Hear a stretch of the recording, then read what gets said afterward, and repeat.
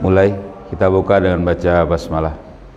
Bismillahirrahmanirrahim. Assalamualaikum warahmatullahi wabarakatuh. Alhamdulillah, nahmaduhu wa nasta'inuhu wa nastaghfiruh, wa na'udzu billahi min syururi anfusina wa min sayyiati a'malina. May yahdihillahu fala mudilla lahu wa may yudlilhu fala hadiyalah. Asyhadu an la ilaha illallah wahdahu la syarikalah wa asyhadu anna Muhammadan abduhu wa rasuluhu la nabiyya ba'da.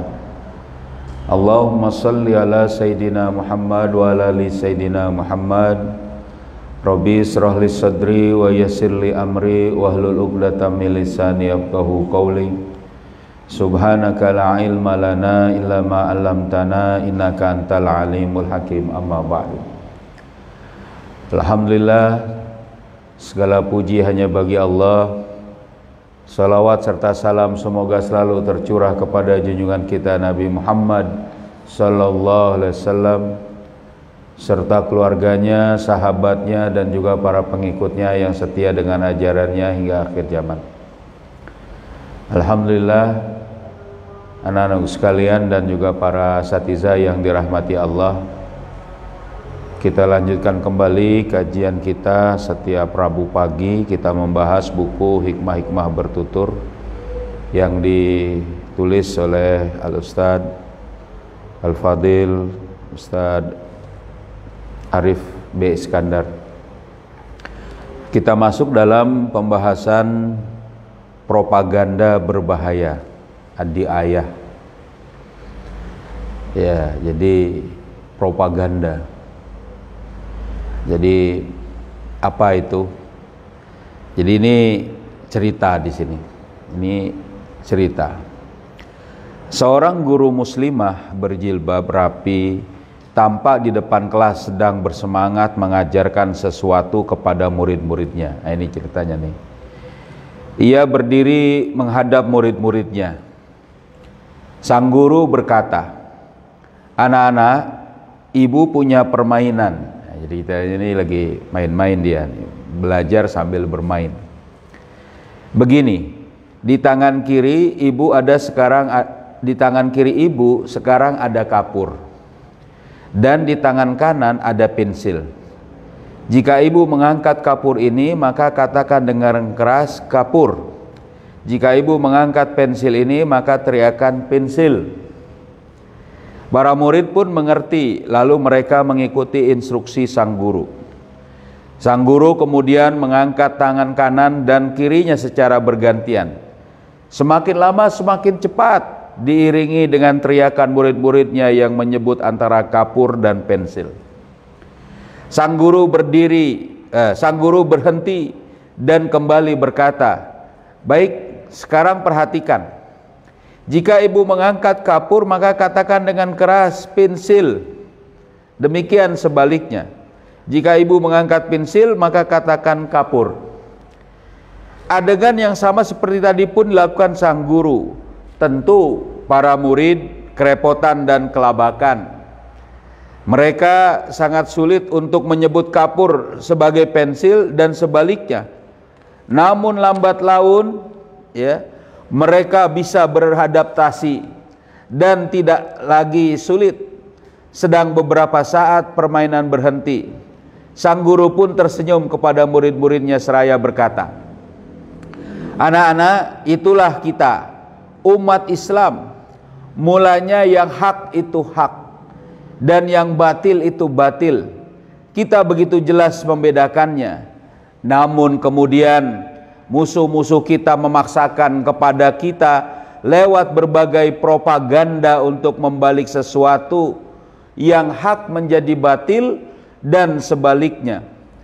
Pertama-tama mungkin akan sulit bagi kita menerima hal tersebut. Namun karena terus dipropagandakan lewat berbagai media oleh mereka, akhirnya lambat laun kalian terbiasa dengan hal itu dan kalian mulai mengikutinya," tegasnya. Musuh-musuh kalian tidak akan pernah berhenti membalik nilai pacaran dianggap hiburan, zina dipandang biasa, ya. Pakaian mini dan seksi dinilai trendy. Jadi kalau sekarang ini bahkan ada upaya kalau orang itu mau berzina tidak masalah asal disetujui oleh korban. Waduh, gila bener. Itu undang-undang, ada peraturan menteri yang mau mengatakan begitu, yang mau menegaskan begitu. Bahkan sudah diberlakukan untuk diterapkan di perguruan tinggi. Kayak hati-hati tuh. Jadi dianggap sebagai sesuatu yang biasa asal apa? Asal suka sama suka. Nah ini tadinya umat Islam tahu itu buruk, tahu. Ya, tapi terus dipropagandakan terus menerus. Bahkan jilbab dianggap budaya Arab. Seks before marriage tidak lagi dianggap jijik, dan menikah pun tidak lagi dianggap sakral. Selingkuh tak lagi dipandang tabu, poligami malah dituduh tidak manusiawi. Begitu seterusnya. Semua menjadi terbalik tanpa disadari. Kalian sedikit demi sedikit menerima semua itu dari hasil propaganda. Sekarang ini jadi gitu. Dianggap sesuatu yang sebenarnya batil menjadi hak, menjadi benar seolah-olah. Ya. Kalau misalnya kalau dikatakan ya kaum muslimin itu ngerti, ya sebenarnya banyak yang mengerti. Tapi terus dipropagandakan, akhirnya apa? Sikap secara menyeluruh bagaimana? Akhirnya mereka membiarkan. Ya, kalau ayah dulu diceritakan sama Ustaz ayah gitu, dulu dia tinggal di Libanon, di salah satu perkampungan di Libanon. Lalu dia katakan dulu ada orang keluar rumah ya, tidak pakai kerudung, itu tetangga langsung menimpukinya. Perempuan maksudnya di sini. Kalau laki-laki nggak pakai kerudung nggak apa-apa. Ya. Perempuan keluar rumah nggak pakai kerudung yang dewasa, ya itu ditimpukin sama tetangganya. Masuk lagi dia pakai kerudung. Beberapa kali itu terjadi, ya. Terus sampai ternyata yang keluar rumah banyak nggak pakai kerudung. Akhirnya apa? Tetangga-tetangga membiarkan lama-lama. Tadinya masih ada yang kemudian mau menimpuki, akhirnya mereka nggak mau. Lalu kemudian apa? Yang keluar pakai kerudung, yang nggak pakai kerudung itu malah ngelawan juga. Terus dia bahkan diopinikan di seantero negeri tidak ada masalah, kebebasan. Ya, sekarang juga di Saudi itu ada konser musik pantai yang membolehkan para perempuan-perempuan berbikini. Wah, kalau di Indonesia sudah banyak katanya. Ya kan, sudah terus seperti itu di Bali dan sebagainya ya. Di beberapa tempat seolah-olah jadi biasa, padahal nggak boleh. Satu helai rambut perempuan muslimah yang sudah balik itu terlihat oleh laki-laki asing atau di luar yang memang dibolehkan untuk dilihatnya, maka itu adalah satu aurat yang harus ditutup. Jadi biasa. Kenapa? Karena dipropagandakan. Akhirnya ya sekarang ya begitu, keluar rumah ya banyak orang nggak pakai kerudung, nggak ada masalah. Malah yang pakai kerudung yang kemudian menutup aurat, ya itu dianggap sebagai aneh. Ya sampai-sampai ada juga orang yang merasa, wah saya sih ya sudahlah pokoknya nggak bisa lagi ngaji, nggak bisa lagi pakai kerudung, pakai jilbab ya gara-gara satu pekerjaannya. Nah ini nggak boleh juga. Nah, fragmen di atas betul-betul mencerminkan kondisi Islam dan kaum muslimin yang sebenarnya saat ini. Islam adalah agama yang mengajarkan kemuliaan. Ya. Salah satunya adalah jihad atau perang. Jihad dalam Islam adalah amal yang sangat mulia. Bahkan syahid atau kematian di medan jihad adalah puncak kebajikan dalam Islam. Itu karena jihad ditunjukkan untuk menyingkirkan segala penghalang dakwah agar cahaya hidayah tersebar di tengah-tengah umat manusia dan Islam sebagai rahmatan lil alamin betul-betul dirasakan oleh mereka. Bukankah tidak ada yang lebih berharga bagi manusia daripada hidayah yang dia peroleh? Daripada Islamnya, inilah yang paling berharga. Islam inilah yang paling berharga. Ya, dia paham dengan Islam itu yang paling berharga. Kenapa? Kalau dia jadi orang kafir, ulaika kal an'ami balhum adall. Mereka itu seperti binatang ternak, bahkan lebih sesat lagi dari binatang ternak itu. Itu orang kafir. Makanya kalau kita ada orang Islam, lapangkan hati kita, saudara kita. Tapi dia orang Islam suka bermaksiat, ya kita bencilah maksiatnya dia. Kita doakan mudah-mudahan dia mendapat petunjuk. Tapi kita pun harus menjaga diri kita dan diri dia dari maksiat itu. Dengan apa? Kita tidak mencontoh maksiatnya. Lalu menjaga dia dari maksiat tadi, kita dakwahi dan kita apa? Kita usahakan agar maksiat dia dihukum, agar dia ditakzir atau diberikan ukubat sesuai syariat Islam. Gimana caranya supaya dapat ukubat sesuai syariat Islam? Ya ditegakkanlah syariat Islam, ditegakkanlah khilafah. Jadi hakikat kita menegakkan khilafah salah satunya itu adalah apa? Dakwah, menjaga umat agar senantiasa bersyariat Islam. Paham?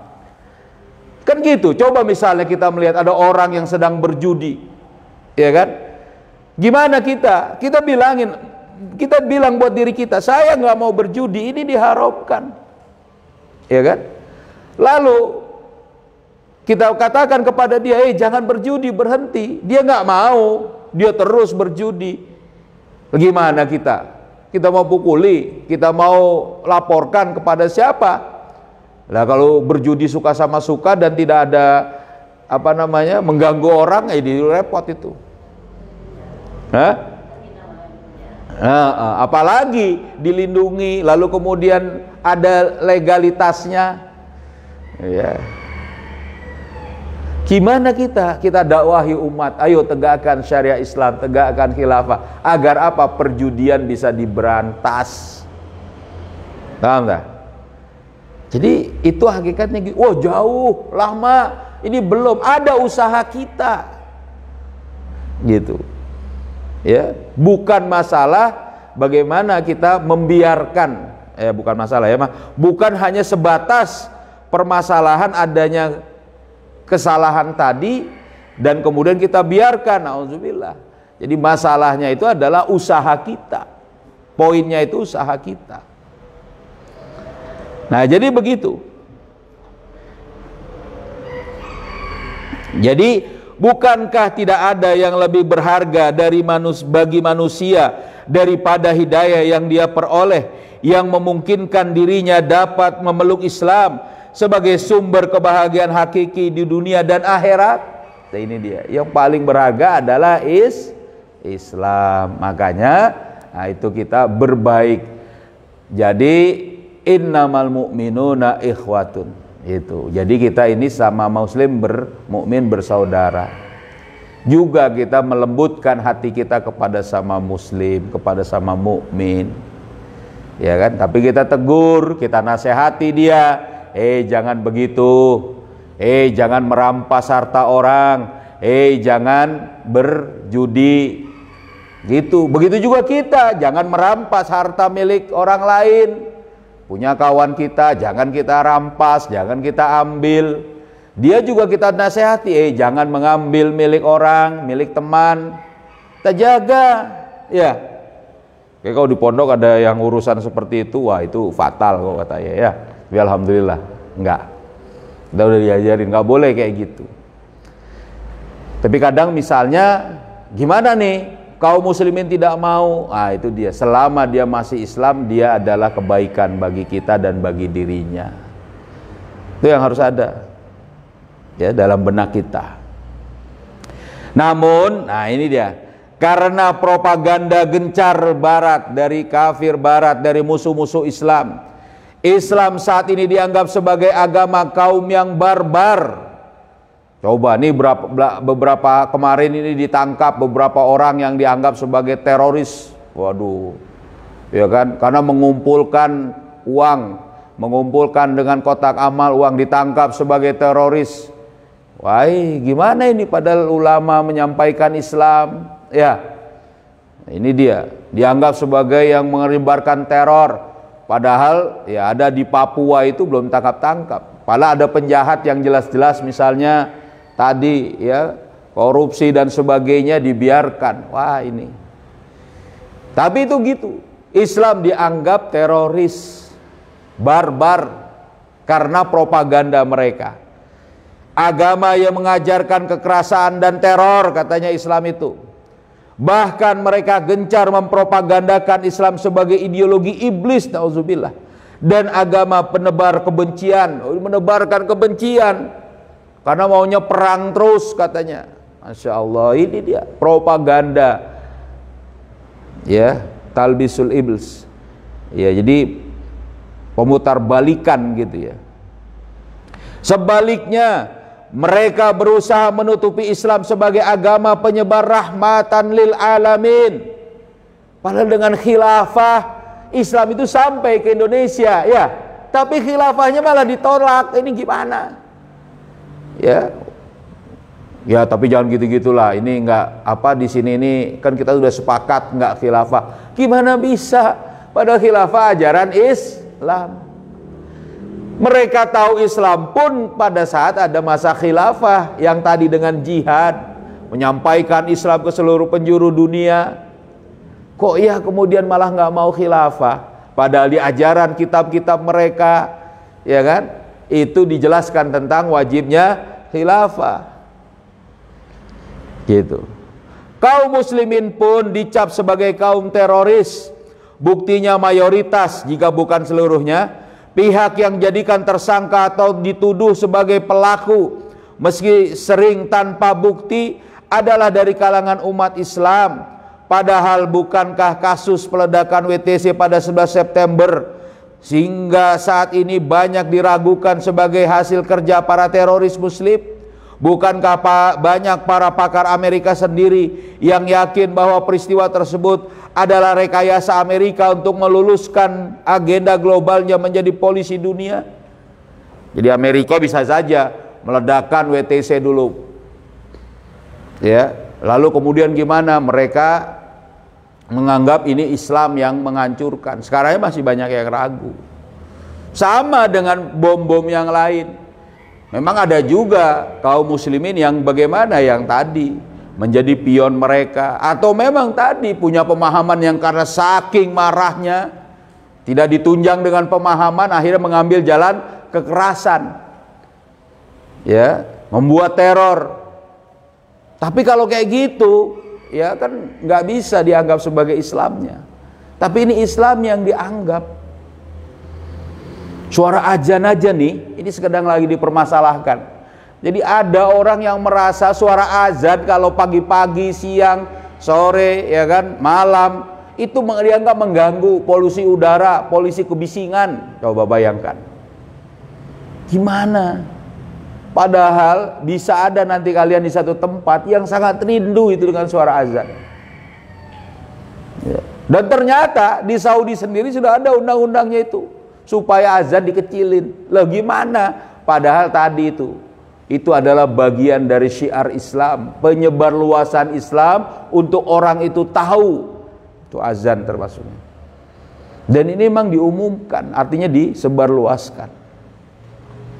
Jadi Islam itu menjadi sasaran dari propaganda mereka sebagai agama teror katanya. Namun karena gencarnya propaganda barat pula, saat ini terorisme identik dengan Islam dan gelar teroris pun melekat pada kaum muslimin.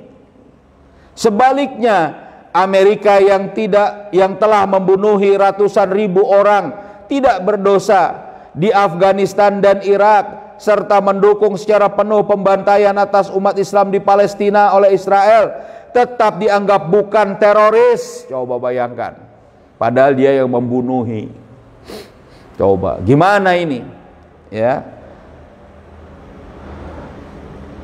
Bahkan dianggap sebagai pahlawan pembasmi terorisme. Masya Allah, ini propaganda mereka. Mungkin karena semua itu mereka lakukan atas nama demokrasi dan HAM, seolah-olah atas nama demokrasi dan HAM, hak asasi manusia, ya, mereka boleh melakukan apa saja, sebab demokrasi dan HAM telah mereka klaim sebagai nilai-nilai universal yang pantas diperjuangkan dan dipelihara meski harus mengorbankan umat Islam.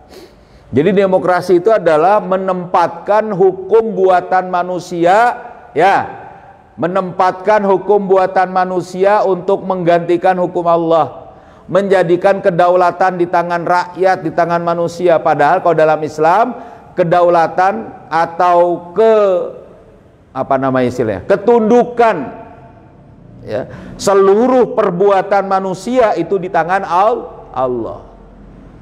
Kalau kata mereka di tangan rakyat, nanti rakyat yang bikin undang-undang. Yang lucu sekarang misalnya, ya kan gitu, ada kalau dalam dunia sekarang ini ada yang disebut dengan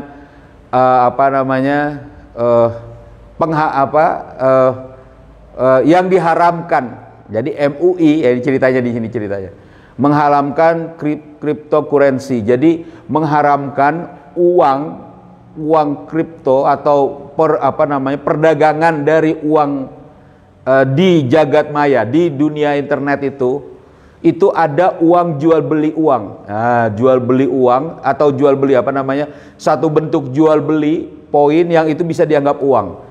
Dan itu dijadikan sebagai alat tukar di antara para pengguna internet. Nah, itu dia. Lalu kemudian, ya, ini terdapat banyak sekali sebenarnya ya tadi ada unsur perjudiannya, ada unsur ribanya, ya kan? Ada unsur yang diharamkan oleh Islam, banyak sekali. Lalu MUI kemudian mengharamkannya. Orang nolak, kenapa? Karena ini tidak ada undang-undangnya katanya. Di negara demokrasi ini nggak ada undang-undang yang mengharamkan. Wah, gitu. Termasuk pada saat masyarakat mengharamkan perzinahan, nggak boleh berzina, tapi kemudian dibuat peraturan, ya, yang mereka katakan yang diharamkan, yang tidak boleh itu kalau tidak disetujui oleh korban. Gimana ini? Jadi kalau misalnya ada perzinahan, korban yang dizinahi itu tidak setuju, jadi itu baru tidak diperbolehkan. Pertanyaannya, kalau setuju sama setuju jadi gimana tadi? Nggak boleh. Gara-gara apa? Nggak ada undang-undangnya. Dan dalam sistem demokrasi harus ada istilahnya catatan legalnya, catatan keabsahan di perundang-undangan negara. Jadi istilahnya gini, urusan agama ini harus diajukan kepada siapa? Kepada DPR, kepada legislatif untuk disahkan menjadi undang-undang. Padahal menurut Allah sudah haram.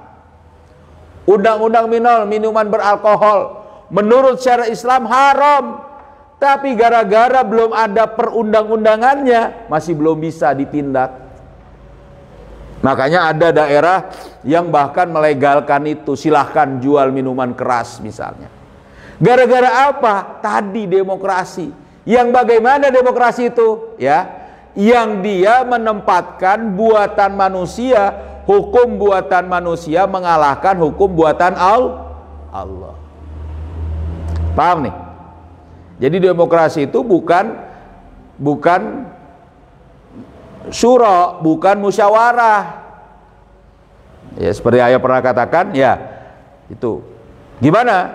Oh, kita memilih, ya kan, ketua kamar misalnya. Lalu dengan cara mengambil suara siapa yang dipilih. Oh, ini demokratis, bukan. Itu musyawarah, itu adil. Itu kira-kira.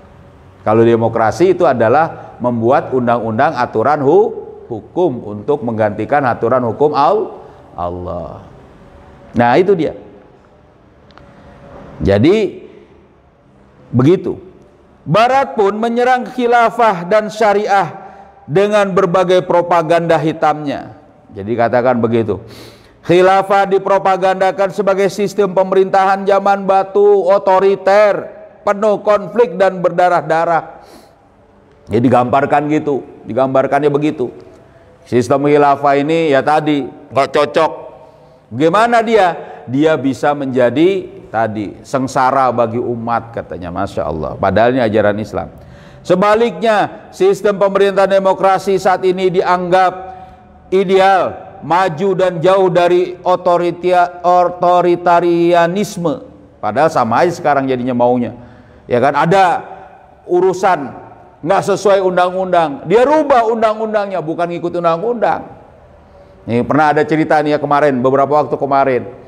Dalam undang-undang perguruan tinggi negeri itu nggak boleh seorang rektor itu menjabat sebagai menempati jabatan publik, jabatan di luar jabatan rektor tadi. Itu ada undang-undangnya, ada peraturannya. Ternyata ada salah satu rektor dari universitas di Indonesia ini menjabat sebagai komisaris di satu tempat yang lain, diangkat. Gimana ini? Akhirnya dirubah. Yang dirubah itu bukan rektor yang dipecat. Tapi undang-undangnya dibuat, nggak apa-apa, boleh gitu jadinya, ya kan? Nah, ini kalau di tengah negara demokrasi seolah-olah jadi ideal, otoriter. Syariat pun dipropagandakan hanya membawa banyak masalah dan memecah belah. Sebaliknya sekularisme dianggap sebagai harga mati dan tidak bisa ditawar-tawar lagi. Ini dia. Sayang, kebanyakan umat Islam termakan oleh propaganda busuk yang dilancarkan secara gencar oleh musuh-musuh Islam tersebut. Jadi itu, kalian kalau nanti melihat di dunia maya, di istilahnya berselancar di internet, di media massa, ya kan, kemudian berinteraksi, bergaul, propaganda menghancurkan Islam itu banyak sekali. Jadi seolah-olah dianggap benar, seolah-olah dianggap sah, padahal nggak sah dan nggak benar menurut syariat Islam. Ya kan? Akibatnya alih-alih boro-boro melakukan propaganda balik, kaum muslimin justru larut dalam permainan propaganda barat. Akhirnya begitu. Banyak orang muslim misalnya yang saat ini seolah percaya bahwa pelaku terorisme memang umat Islam. Jadi akhirnya umat Islam sendiri percaya dengan propaganda itu. Oh iya nih, orang Islam melakukan teror, hati-hati gitu ya. Mereka juga merasa malu dan minder menjadi muslim. Mereka memposisikan diri sebagai pihak tertuduh sehingga berusaha membela diri mereka secara keliru. Mereka misalnya mengatakan Islam adalah agama damai dan tidak mengajarkan kekerasan. Jadi akhirnya hukum yang memang sebenarnya keras, yang memang ada, oh dibilang keras, ya tapi memang begitu hukum Allah. Kalau nggak begitu jadi gimana? Bisa lebih brutal lagi. Contoh misalnya seorang pencuri dalam Islam dipotong tangannya ya. Gara-gara merasa bahwa ini keras, jadinya nggak dipotong tuh pencuri, cukup dipenjara aja katanya. Akhirnya kemarahan, emosi masyarakat, emosi yang memiliki harta itu kesel pada saat ada yang mencuri. Bukan cuma dipotong, akhirnya nanti oleh pengadilan diapain? Dibakar, dibunuh orang itu, digebukin habis-habisan misalnya. Masya Allah. Ini akhirnya malah jadi begitu. Gara-gara ingin supaya mengikuti propaganda tadi, seolah-olah Islam ini agama yang keras sehingga harusnya lembut, padahal tegas Islam itu benar, hak. Kalau memang dia harus dibunuh, bunuh. Kenapa? Karena ini menjaga jiwa manusia. Siapa yang membunuh kena kisos, siapa yang mencuri potong tangan. Kenapa itu? Perintah Allah, dan itulah ya, wa fil qisasi hayatun liulil albab. Ya, begitu juga misalnya jihad dalam Islam lebih bermakna sungguh-sungguh ketimbang perang. Jadi jihad dimaknai sungguh-sungguh. Kalian belajar dengan sungguh-sungguh dia katakan kalian ini berjihad. Aduh, padahal jihad itu ya perang. Ya. Siapa bilang Islam anti demokrasi? Islam justru agama yang sangat demokratis. Oh, kata mereka Rasul pun demokratis. Misalnya kata mereka saat Rasul menerima usulan dari para sahabat muda saat perang Uhud untuk keluar dari Madinah. Rasul menginginkan pada waktu itu bersama para sahabat senior ya gimana bertahan di kota Madinah, tapi para pemuda yang nggak sempat ikut perang Badar pada waktu itu, sahabat-sahabat dan lainnya pengen keluar saja. Karena ini desakan ingin keluar, karena suara terbanyaknya pengen keluar, maka Rasul pun mengikuti keluar kota Madinah. Padahal bukan gitu. Ini memang sudah ketentuan wahyu. Wa ma yantiqu anil hawa in huwa illa wahyu yuha. Jadi Rasul itu ketentuan wahyu. Ya. Lalu juga dikatakan di sini, Islam menjunjung tinggi hak asasi manusia. Oh, HAM. Ya, padahal nggak ada kaitannya, mereka itu HAM untuk urusan mereka itu. Ya. Syariat Islam menghormati pluralisme, menghormati keberagaman. Makanya sama, semua agama kata mereka ya, semua agama sama. Semua keyakinan sama, Tuhannya sama. Ya beda. Ngapain kalau ada sama kita kemudian disuruh dakwah? Dalam Islam itu sudah kacau pemikiran begitu. Ya. Pasca Khulafaur Rasyidin itu bukan khilafah kata mereka. Oh iya, wah ini mereka bilang begitu. Kacau ini kalau seperti ini. Nah, tidak ada perlawanan, apalagi sampai tindakan menangkap, ya maaf, apalagi sampai tindakan mengungkap segala kebusukan dan kejahatan Barat dengan ideologi kapitalisme globalnya yang justru secara kasat mata telah menimbulkan malapetaka kemanusiaan yang luar biasa. Padahal upaya membongkar segala propaganda busuk dan kejahatan musuh terhadap Islam dan umatnya adalah bagian dari dakwah Islam juga. Jadi harusnya kita mengungkap propaganda orang-orang Barat itu, gitu. Ya, itu. Dan kita jangan termakan oleh propaganda mereka. Mana itu satu syiar, satu urusan yang diumumkan, yang diajarkan, yang dimasukkan, yang diberitahukan kepada umat yang itu bukan dari syariat Islam. Makanya kita penting ini belajar untuk paham syariat Islamnya. Paham ya? Ngerti? Kitabnya mana? Belum dapat? Oh ada. Kirain nggak ada kitabnya. Jangan disembunyiin, dilihat. Ya, gitu ya. Ya, cukup. Ada pertanyaan mungkin? Ada pertanyaan? Ustazah mau nambahin? Bu mau nambahin? Enggak. Cukup ya? Ya, kalau cukup enggak apa-apa. Yuk kita tutup dengan membaca surat Al-Asr bersama-sama. Bismillahirrahmanirrahim. Wal asri innal insana lafi khusrin illalladzina amanu wa amilus solihati wa tawasau bil haqqi wa tawasau bis sabr. Subhanakallahumma bihamdika asyhadu an la ilaha illa anta astaghfiruka wa atubu ilaik. Assalamualaikum warahmatullahi wabarakatuh. Allahumma salli ala sayyidina Muhammadin tibbil qulubi wa dawaiha wa afiyatil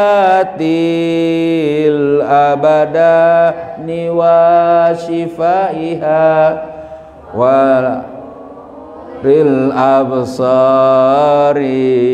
wa diyaiha wa ala alihi wa sahbihi wa sallim. Allahumma salli ala